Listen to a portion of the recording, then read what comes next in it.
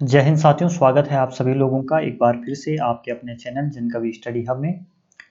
आशा करता हूं कि आप सभी लोगों की प्रिपरेशन बहुत अच्छे से चल रही होगी और बिल्कुल अच्छे से आप लोग अपने जो गोल है आपका उसके लिए निरंतर प्रयासरत होंगे। जिला सीरीज की इस कड़ी में जो हमारे द्वारा निरंतर रूप से पिछले 2-4 दिनों से चलवाई जा रही है, उसी के क्रम में आज हमारा तीसरा जिला है और जिस जिले का नाम है रुद्रप्रयाग। जितने भी रुद्रप्रयाग जिले से जुड़े महत्वपूर्ण प्रश्न हैं उनको हम यहाँ पर डिस्कस करने वाले हैं। तो ये आप लोगों के सामने सुंदर सा नज़ारा है रुद्रप्रयाग का। चलिए शुरू करते हैं आज की क्लास। और पहला प्रश्न है हमारा, रुद्रप्रयाग का प्राचीन नाम क्या है? ठीक है, आपसे पूछा जाता है कि रुद्रप्रयाग का प्राचीन नाम क्या है, तो आपका आंसर तो होगा पुनाड़। ठीक है, तो रुद्रप्रयाग का जो पुराना नाम है या प्राचीन नाम है वो क्या है? पुनाड़ है। आप लोगों को रुद्रावर्त, कालकूट और पृथ्वीपुर भी ऑप्शन में दिया गया है।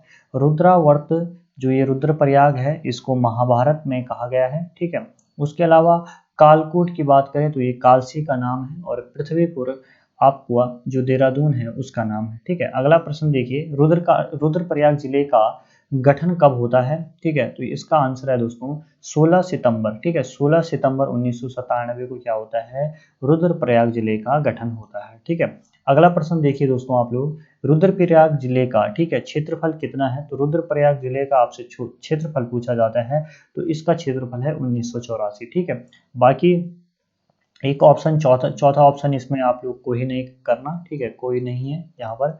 और एक आप लोगों को 1766 जो दे रखा है ऑप्शन में, ये चंपावत का है। ठीक है, और 2360 कहाँ का है? हरिद्वार का है। चलिए दोस्तों अगला देखिए, रुद्रप्रयाग के संबंध में कौन सा युग्म सत्य है? तो आंतरिक जिले बोले गए हैं उत्तराखंड के, तो उत्तराखंड के जो आंतरिक जिले हैं, टिहरी है, बिल्कुल सही बात है, रुद्रप्रयाग भी है, बागेश्वर है और अल्मोड़ा, ये चार क्या है? अपने उत्तराखंड के लैंड लॉक डिस्ट्रिक्ट है। क्लियर है? सीमा किस किस से लगती है रुद्रप्रयाग की? तो रुद्रप्रयाग की जो सीमा लगती है वो चमोली से भी लगती है और पौड़ी से भी लगती है और टिहरी से भी लगती है और उत्तरकाशी से भी लगती है। पुरुष साक्षरता, ठीक है, एक विशेष ध्यान आप लोगों को रखनी है कि अगर आपसे पूछा जाता है कि सबसे ज्यादा पुरुष साक्षरता किस जनपद की, तो रुद्रप्रयाग की है। और यहाँ की जो पुरुष साक्षरता है दोस्तों वो कितनी है? 93.90% है। यानी कि ये तीनों जो कथन है दोस्तों ये क्या है? बिल्कुल सत्य है। आई होप दोस्तों वीडियो बिल्कुल अच्छे से रिकॉर्ड हो रहा होगा। चलिए आगे देखिए, रुद्रप्रयाग के विकास खंड नहीं है। ठीक है, तो उखीमठ क्या है? रुद्रप्रयाग का विकास खंड है। जखोली है, अगस्त मुनि है, लेकिन जो वसु केदार है ये आपका विकास खंड नहीं है रुद्रप्रयाग का, बल्कि एक तहसील है। सिंगोली भटवाड़ी परियोजना किस नदी पर है? तो ये आपको देगा तो आपको बताना है। ये परियोजना है मंदाकिनी नदी पर। किस नदी पर है? मंदाकिनी नदी पर ये परियोजना है। बस इतनी सी बात आप लोगों को क्या करनी है, ये 6 प्रश्न हो चुके हैं जो रुद्रप्रयाग से संबंधित आप लोगों को ध्यान रखनी है। चलिए दोस्तों आगे दर्शन कीजिए बाबा केदारनाथ के और अपने लिए जो भी आप लोगों को जो भी आपकी कामना है बाबा केदारनाथ उसे पूर्ण करे, ऐसी मेरी दुआएं हैं। ठीक है, तो बाबा केदार को आप लोग नमन करते हुए आगे बढ़ते हैं। चलिए अगला प्रश्न है दोस्तों, काफुल पाको। ठीक है, काफुल पाको गीत के लेखक कौन से हैं? तो ये अगर आपसे पूछा जाता है तो आपको ध्यान रखना है चंद्र कुंवर बरतवाल। ठीक है, चंद्र कुंवर बरतवाल जी क्या है? आपके काफुल पाको गीत के क्या है? रचनाकार है। ठीक है, यानी कि लेखक है। हिमवंत नामक कविता संग्रह किनका है? तो हिमवंत नामक कविता संग्रह जो है वो किसका है? आपको ध्यान रखना है वो है आपका इनमें से कोई नहीं। ठीक है, इनमें से कोई नहीं है, क्योंकि ये जो काव्य संग्रह है ये किनका है? ये आपका चंद्र कुंवर बरतवाल जी का है। ना ये जगत सिंह चौधरी का है, ना हरिदत्त भट्ट का है, ना उमाशंकर सतीश जी का है। ठीक है, तो इनमें से कोई नहीं इसका क्या आंसर होगा। और हिमवंत नामक जो कविता संग्रह है वो किनका है? चंद्र कुंवर बरतवाल जी का है। ये बात आप लोगों को ध्यान रखना है। एक और प्रश्न पूछा जाता है दोस्तों, ठीक है, बहुत इंपॉर्टेंट है। हिंदी साहित्य में निराला के समक्ष, ठीक है, सूर्यकांत निराला जो है उनके समक्ष किस कवि को रखा जाता है? तो आपको ध्यान रखना है चंद्र कुंवर बरतवाल को उनके समक्ष रखा जाता है। ठीक है, अगला प्रश्न देखिए दोस्तों, जंगली के नाम से प्रसिद्ध है। ठीक है, जंगली के नाम से कौन प्रसिद्ध है? तो आपको ध्यान रखना है जगत सिंह चौधरी। ये क्या है? जंगली से के नाम से प्रसिद्ध है, क्योंकि इनके द्वारा क्या दिया गया था? मिश्रित वन खेती मॉडल प्रदान किया गया था। ठीक है, अगला प्रश्न है दोस्तों, साहित्य दिवस कब मनाया जाता है? तो साहित्य दिवस मनाया जाता है दोस्तों 19 सितंबर को, ठीक है।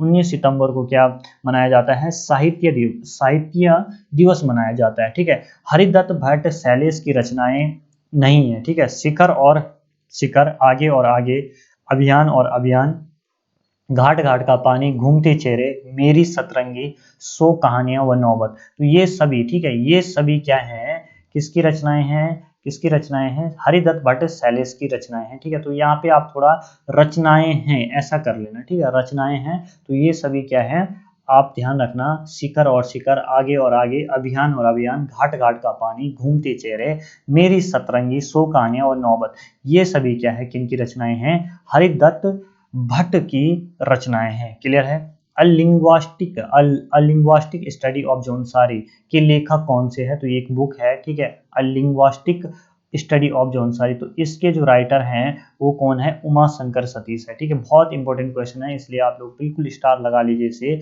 उमा शंकर सतीश क्या है? अ लिंग्वास्टिक स्टडी ऑफ जौनसारी के क्या है? राइटर है। आई होप दोस्तों इतनी चीजें आप लोगों को क्या हो गई होगी, क्लियर हो गई होगी।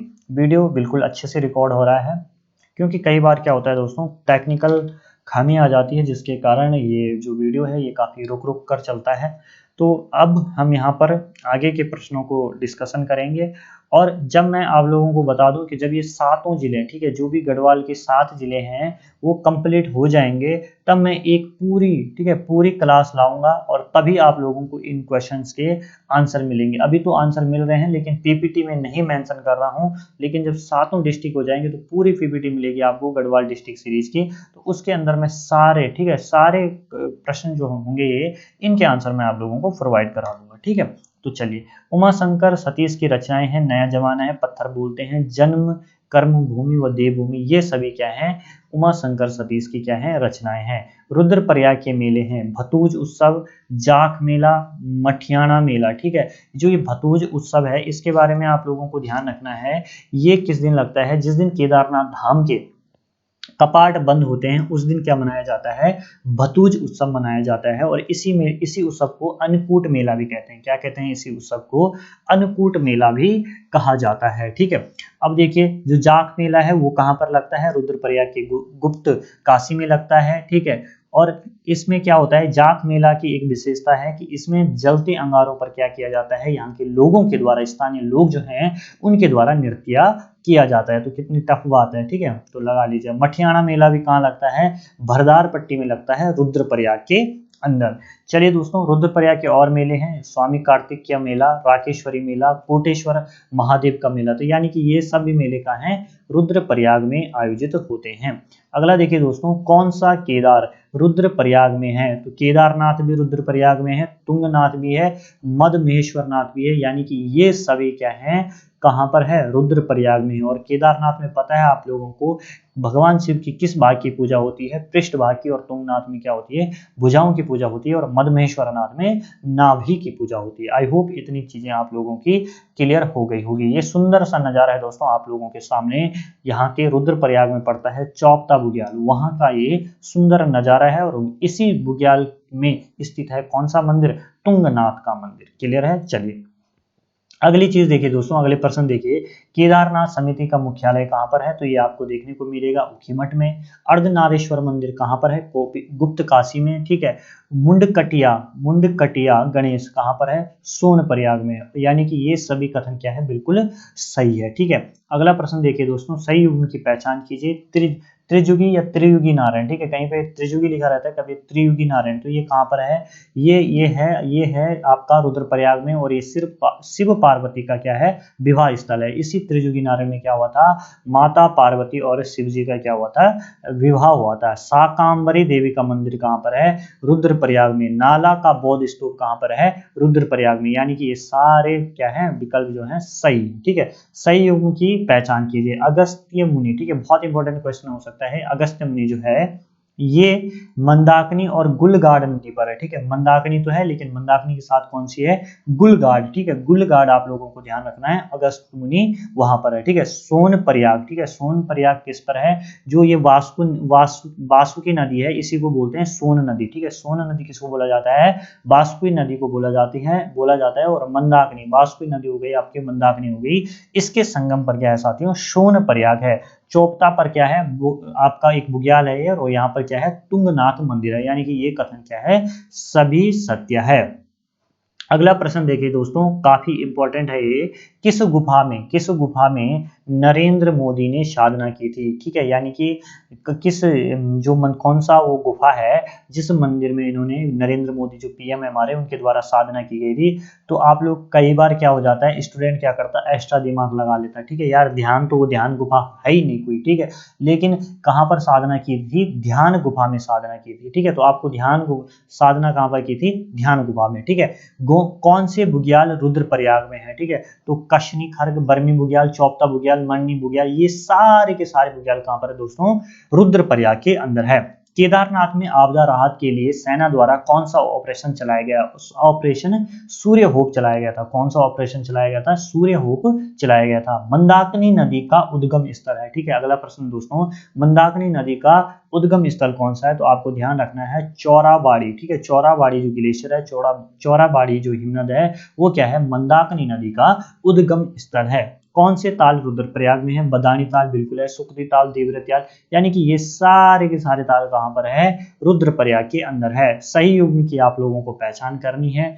सूर्य प्रयाग किस नदी के संगम पर है, ठीक है, लस्तर नदी, ठीक है। लस्तर नदी और मंदाकिनी नदी आप लोगों को ध्यान रखना है। मंदाकिनी को पुराणों में क्या कहा गया है, यानी पुराण बोले तो हम अपनी जो रामचरितमानस है उसमें इसे शुरसरी बोला गया है, ठीक है। सरस्वती कुंड, पार्वती कुंड, भौरी अमोला कुंड, नंदी कुंड, ये सारे के सारे कहाँ है दोस्तों, आपको देखने को मिलेंगे रुद्रप्रयाग में, ठीक है। यानी कि ये सारे जो कथन है वो क्या है, बिल्कुल सत्य है। अंत में आप लोग दर्शन कीजिए बाबा तुंगनाथ के, और जो भी आप लोगों की मनोकामना है, ठीक है, वो मांगे और भगवान इसे क्या करेंगे, पूर्ण करेंगे। यही मुझे क्या है, यही मेरी आप लोगों के लिए बेस्ट विशेष है, ठीक है। तो दोस्तों ये जिला काफी छोटा था रुद्रप्रयाग, और हमने इसे क्या कर लिया है, कंप्लीट कर लिया है। अब जो हमारा कल का वीडियो होगा दोस्तों, और कल हम डिस्ट्रिक्ट सीरीज को हम बिल्कुल निरंतर रखेंगे जब तक ये पूरी नहीं हो जाती है, ठीक है। तो पौड़ी पढ़ेंगे हम, इसमें क्या पढ़ेंगे, पौड़ी के बारे में हम लोग कल पढ़ने वाले हैं। पौड़ी जिले के जितने भी महत्वपूर्ण प्रश्न हैं उन्हें हम कंप्लीट करेंगे। अब रही बात दोस्तों, जब ये पूरे 7 जिले कंप्लीट हो जाएंगे तो मैं क्या लाऊंगा, इन 7 जिलों की एक मैराथन क्लास लाऊंगा, और पूरी क्लासेस पूरा क्या करेंगे, हम रिवीजन कर लेंगे।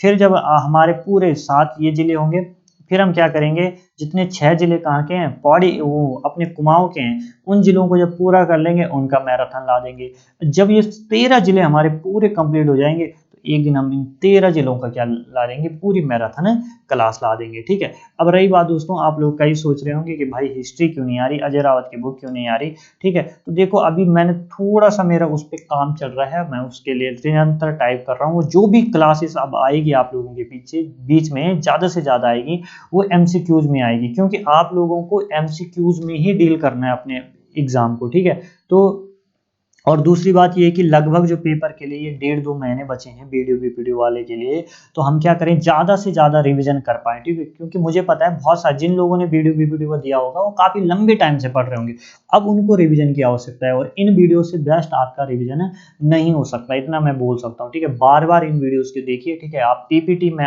PDF PPT जो भी है मैं आप लोगों को व्हाट्सअप ग्रुप में प्रोवाइड करा रहा हूँ, ठीक है। जिन लोगों को व्हाट्सअप ग्रुप में जुड़ना है, ठीक है, तो उनको मैं बता दूँ, हमारा जो व्हाट्सअप ग्रुप का नंबर है वो 76, ठीक है, कौन सा है, 761817 और 23 और 69 है, ठीक है।